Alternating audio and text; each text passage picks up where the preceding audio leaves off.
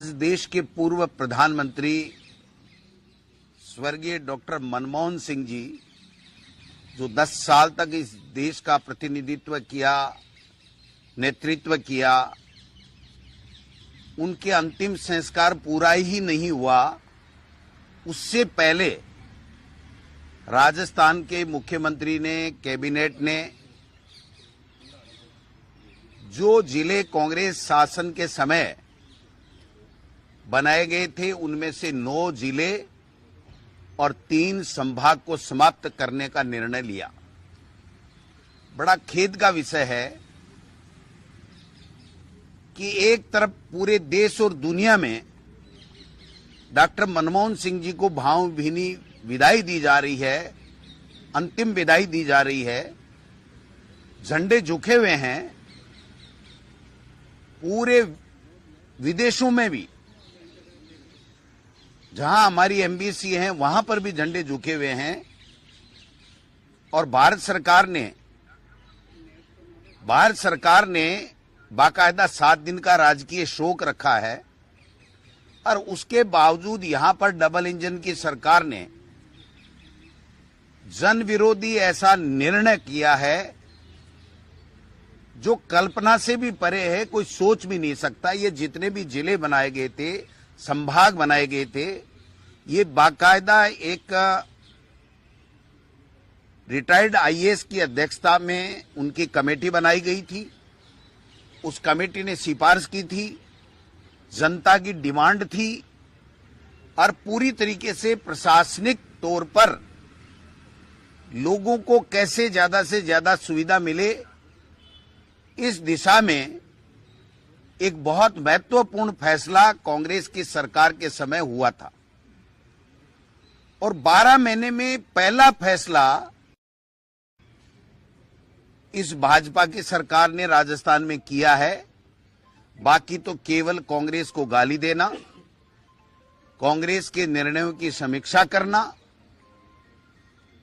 और जो निर्णय लिया है वो जनता के जनमानस के खिलाफ निर्णय लिया गया है। हम घोर निंदा भी करते हैं और पूरी तरीके से कांग्रेस पार्टी और आम राजस्थान की जनता इस जन विरोधी भाजपा की सरकार के जन विरोधी निर्णय के खिलाफ आंदोलन करेगी। चूंकि आप समझिए, इनकी गणित समझिए कि एक तरफ जनगणना होनी है, 1 जनवरी 31 दिसंबर तक के लिए इनको छूट दी गई थी। दूसरी तरफ सर्दियों की हाईकोर्ट में छुट्टियां हैं। आनन फानन में इस प्रकार का निर्णय करके कि न तो कोई कोर्ट में जा सके, जनहित याचिका भी नहीं लग सके और 1 तारीख से फिर रोक लग जाएगी, 3 संभाग और 9 जिले समाप्त करना, मैं समझता हूं इससे बड़ा गलत निर्णय ये सरकार आगे भी क्या लेगी और आज तक की किसी भी सरकार ने ऐसा गलत निर्णय नहीं लिया।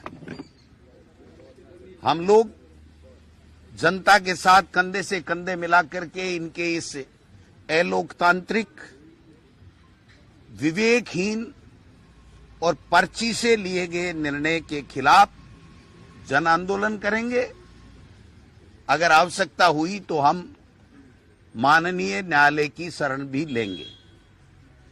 आप बताइए कि एक कमेटी कह रही है कि ये जनहित में प्रशासनिक दृष्टि से उचित है और दूसरी एक कमेटी बना करके आप लोग इस तरीके का निर्णय करते हो।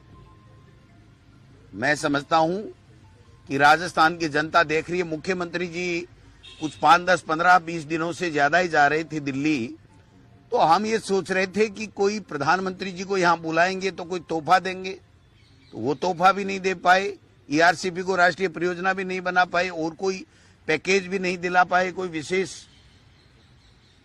और ये तो 10, 5, 15 दिन से जो अप डाउन चल रहा था, ये यही अप डाउन चल रहा था कि वहां से कब पर्ची आए और कब इस तरीके से जनता के हितों पे कुठाराघात ये कर सके। ये भजनलाल जी निर्णय करके खुश हो रहे होंगे, लेकिन इनको पता नहीं है ये बीजेपी के अमित शाह जी और मोदी जी है ना, ये हरियाणा में खट्टर बनाते हैं ना, वैसे इनको भी हरियाणा का खट्टर बना करके गलत निर्णय करा करके अपनी राजनीतिक रोटियां तो सेक लेंगे और उसके बाद में इनको हटा के कहेंगे कि नहीं आप तो फेल हो गए, कोई दूसरा आएगा। तो मुख्यमंत्री जी को अपना विजन दिखाना चाहिए था, हिम्मत दिखानी चाहिए थी, ऐसे सरेंडर नहीं होना चाहिए था। और उनको राजस्थान की जनता ने बड़ी आस और उम्मीद के साथ में चुना था और इन्होंने तो एक झटके में सब कुछ ही निरस्त कर दिया। बताइए आप, उन जिलों में कलेक्टर लगे हुए हैं, एसपी लगे हुए हैं, वहां पर जिले के दफ्तर बन रहे हैं, जिले के हॉस्पिटल बन रहे हैं, कलेक्ट्रेट के भवन बन चुके हैं। आप उन जिलों को और संभाग को बिल्कुल समाप्त कर रहे हो। ये कौन सा निर्णय आप बताइए। तो मैं समझता हूं कि इनका जो निर्णय है वो जनता के विरोधी निर्णय है, अलोकतांत्रिक निर्णय है। आप बताइए, विधानसभा चलाने के लिए तो सर्वदलीय बैठक बुलाते हैं, क्या इसके लिए सर्वदलीय बैठक नहीं होनी चाहिए थी? क्या जनता की राय नहीं मांगी जानी चाहिए थी?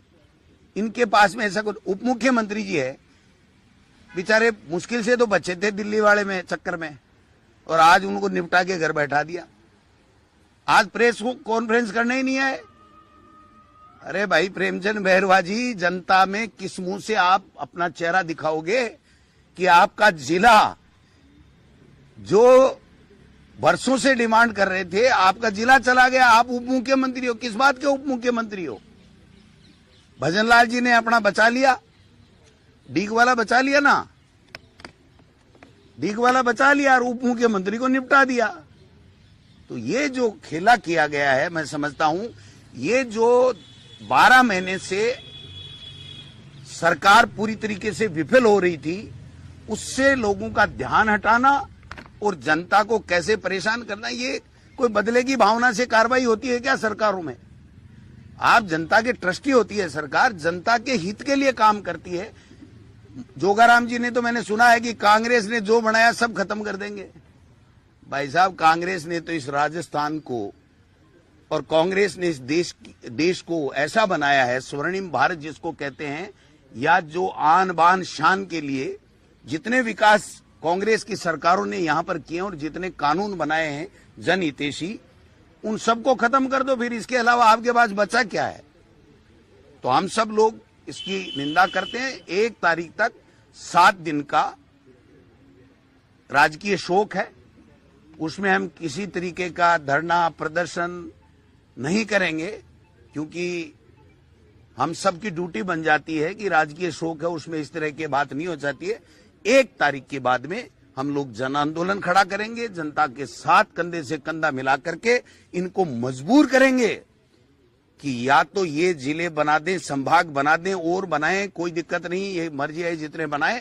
अगर इनको वापस नहीं किया तो इनको एमएलए का चुनाव लड़ने के लिए आने वाले चुनाव में कैंडिडेट नहीं मिलेगा। मैं आपको लिख के दे सकता हूं, जिन जिलों को इन्होंने समाप्त किया है उन जिलों में इनको कैंडिडेट नहीं मिलेगा और हमारी सरकार, कांग्रेस की सरकार आएगी और 101% मैं पार्टी के प्रदेश अध्यक्ष के नाते कहना चाहता हूं, ये जिले पुनः बनेंगे और वहां की जनता को हम वापस सौगात देने का काम करेंगे। अगर इनमें जरा बहुत भी, थोड़ी बहुत भी अगर इनमें कुछ बची है शर्म, तो इनको ये निर्णय अपना वापस लेना चाहिए जो आज निरस्त करने का निर्णय लिया गया।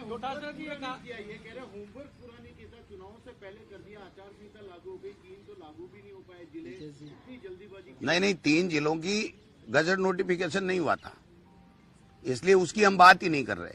जहां कलेक्टर लग गए, एसपी लग गए, संभागीय आयुक्त लग गया, वहां पर आईजी लग गया और बिल्डिंगें बन गई, कलेक्ट्रेट भवन बन गए, सारे के सारे जिले के या संभाग के जितने भी अधिकारी बनते हैं, जैसे मेरे सीकर में एडिशनल चीफ इंजीनियर पानी का बन गया, बिजली का बन गया, दूसरे बन गए, तो सारी चीजें जब वहां पर हो गई उसके बाद में आप समाप्त कर रहे हो, मतलब उन संभागों को। अगर आप में इतना ही था, इतनी विद्वेष भावना आप में थी, तो आप बनते ही कर देते।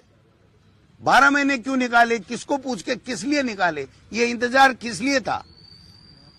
ये सवाल है। ये कहा गया है कि नॉन डिजर्विंग जो जिले थे उनको समाप्त कर दिया। ये तो पूरी सरकार नॉन डिजर्विंग है। ये सरकार डिजर्विंग है क्या? किसी ने सपने में भी सोचा था क्या भजनलाल जी के नेतृत्व में ये सरकार बनेगी और हमको ये दिन देखने पड़ेंगे? आज ये दुर्भाग्य है इस प्रदेश का कि ऐसे लोग बैठ गए जो पर्चियों से चलते हैं, अपने विवेक से नहीं चलते हैं और जनता के विरोध के निर्णय लेते हैं। अब मैं चाहूंगा कि हमारे नेता प्रतिपक्ष, कुछ है ही नहीं भाई साहब कोई निर्णय, ये तो पर्ची आ गई इनके पास में कि कांग्रेस वाले खत्म करो। वो तो किरोड़ी जी को पूछो ना क्या कह रहे हैं, वो है कि नहीं मंत्री, एसआई वाली भर्ती का क्या हुआ? हमसे क्यों पूछ रहे हो? इनसे पूछ लेते कि बताओ आप क्या हुआ एसआई भर्ती का, नहीं भर्ती का।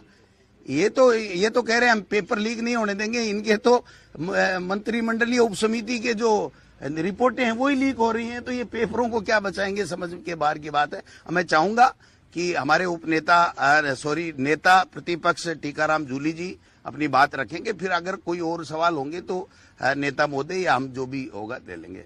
माननीय टीकाराम जूली जी। सभी प्रेस के साथियों को धन्यवाद। आज सर्व